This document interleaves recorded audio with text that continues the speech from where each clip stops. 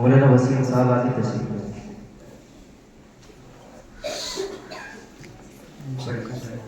وبه نستعين أما بعد فأعوذ بالله من الشيطان الرجيم بسم الله الرحمن الرحيم إن الصلاة تنهى عن الفحشاء والمنكر صدق اللہ العظیم۔ میری پیاری بہنوں، خالق السماوات والارض نے امت مسلمہ اور اپنے حبیب محسن کائنات صلی اللہ علیہ وسلم کو بے پناہ نعمتوں سے نوازا اور ہمیشہ تحفوں سے سرفراز فرماتا رہا۔ ان نعمتوں میں سے ایک اعلیٰ برتر تحفہ نماز کا تحفہ ہے۔ اس متبادل تحفے کی فضیلت روزے روشن کی طرح عیاں ہے۔ اللہ نے حج کو فرض پر نازل فرمایا، زکوٰۃ کو فرض پر نازل فرمایا، روزے کو فرض پر نازل فرمایا، ایمان کو فرض پر نازل فرمایا، تمام احکام کو فرض پر نازل فرمایا۔ لیکن جب نماز کی باری آئی تو رب کائنات نے اپنے محبوب کو فرمایا کہ ہم آپ کو ایک قیمتی تحفہ دینے والے ہیں۔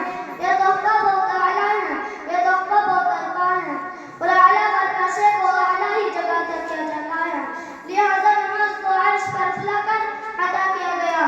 میری پیاری بہنوں، توحید اور ایمان کے بعد انبیاء علیہ السلام نے نماز ہی کو اہمیت دی ہے، نماز کی ترغیب کی ہے۔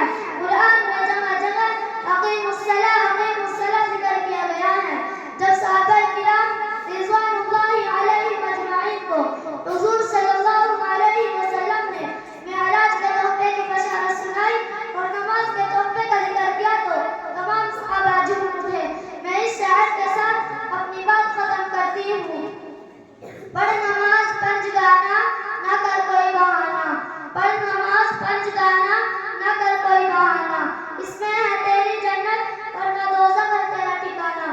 اللہ تعالی ہم سب کو نماز کا پابند بنائے، آمین۔ وآخر دعوانا ان الحمد للہ رب العالمین۔ بہت عمدہ۔ تشریف لائیں گے مصاحب نمبر 9 مسمات نظم بنت محمد فرمان، وہ آئے وہاں پہ تقریر پیش کریں۔